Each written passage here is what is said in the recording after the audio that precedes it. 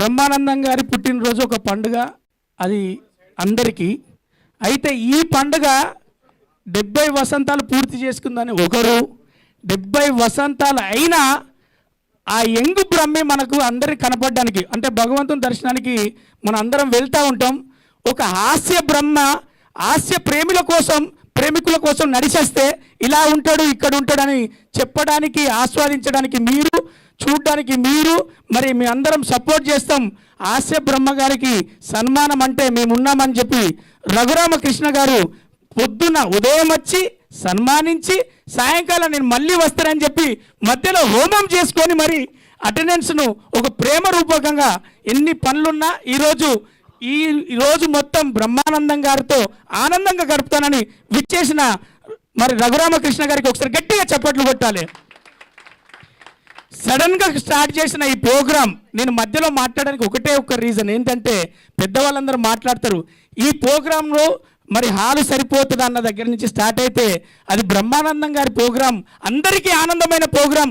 సరిపోదేమో అని మేము అనుకున్నప్పుడు లేదు సరిపోతుందని చెప్పి మన సీను గారు చెప్పారు. మరి ఇది అటు చూస్తే ఇంకా ఎంతమంది బయట ఉన్నారో, ఇంకెంతమంది రాలేక ఉన్నారో, రానున్న వాళ్ళందరూ కూడా పెద్దవాళ్ళే, వాళ్ళందరూ ఫోన్లో కన్వే చేసి నాకు పర్సనల్గా ఇలా అనుకోకుండా 2 రోజుల క్రితమే ఫిక్స్ అయిన ఈ 70 వసంతాల పుట్టినరోజును అందరికీ అంకితం చేద్దామనుకుంటున్నామనే క్రమంలో అలీ గారు దుబాయ్లో ఉన్నారు, తనికెళ్ళబడిన దుబాయ్లో ఉన్నారు. పెద్ద వాళ్ళందరూ అరే సడన్గా చెప్పారా సడన్గా అని వాళ్ళు రాలేని పరిస్థితిలో ఉన్నారు. కాబట్టే ఇక్కడ ఇంకా సినీ తారలు మన సమక్షంలో లేరు. గురువు గారికి ఆశీస్సులు ఉన్నాయి, గురువు గారికి విషెస్ ఉన్నాయి. సమక్షంలో ఉన్న వాళ్ళందరూ కూడా పెద్దవాళ్ళేరా అని బ్రహ్మానందం గారు వస్తున్నప్పుడు చెప్పారు. వచ్చిన వాళ్ళందరూ నా వాళ్ళు, నన్ను ఆనందించిన వారు అన్నారు. ప్రపంచం మొత్తం సమస్యల మధ్యలో నవ్వు కావాలి, ఆ నవ్వుకు నువ్వు కావాలి బ్రహ్మమన్న. ఎందుకంటే నాకు అంటే పర్సనల్గా నేను సినీ ఒక మహాభారతంలో ఒక కురుక్షేత్రంలోకి వస్తున్నా, ఎక్కడి నుంచి పోరాడుతూ ఎక్కడ అవకాశం సంపాదించుకునే క్రమంలో నేను సంపాదించుకున్న ఆస్తి బ్రహ్మానందం గారు. ఎందుకు అంటే నా కన్న తండ్రి తిన్నవాని ఫోన్ చేస్తున్నాడో లేదో కానీ ఎక్కడ ఉన్నావురా ఏం చేస్తున్నారని బ్రహ్మానందం గారు నా బాగోగులు 10 సంవత్సరాల నుంచి నా వెన్నుంటి ప్రతిరోజు ఒక కాలు, మంచిగున్నావా, ఎలా ఉన్నావురా, అవకాశాలు ఎలా ఉన్నాయని నాకు గైడెన్స్ ఇచ్చడంలో నేను ఏకలవ్యులాగా గురువు గారి దగ్గర పాదాల దగ్గరికి నేను వచ్చిన.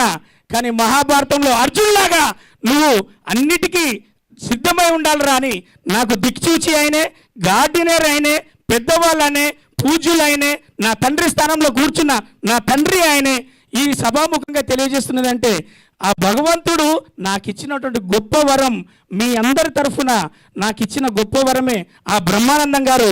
నేను పాదపూజ చేసుకుంటానా, నేను అతని దగ్గరలో ఉంటానా, నేను అందుబాటులో ఉంటానా, అదన్నీ పక్కన పెడితే ప్రపంచానికి తెలియజేసే వేదిక ఇంకొకటి ఉంటుంది.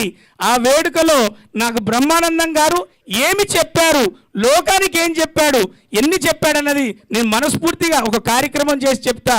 అంతటి రుణపడి ఉన్న ఈ బ్రహ్మానందం గారికి నేను జీవితాంతం, హాస్య బ్రహ్మ గారికి మరొకసారి పుట్టినరోజు శుభాకాంక్షలు తెలియజేస్తూ, వేదికను వచ్చిన ప్రతి ఒక్కరికి అక్కడ కూర్చుండొచ్చు కానీ మీ మనసంతా ఇక్కడే ఉండుంటుంది.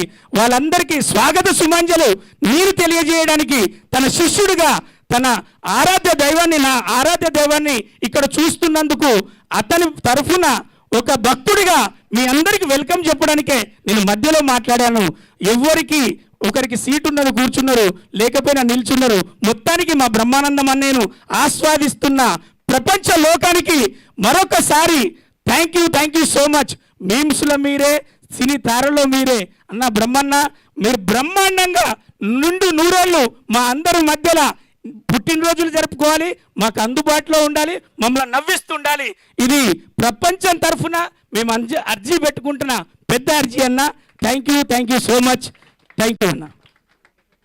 థ్యాంక్ యూ రచరవి గారు, చాలా చక్కగా చెప్పారు. ఆయన మీకు వరం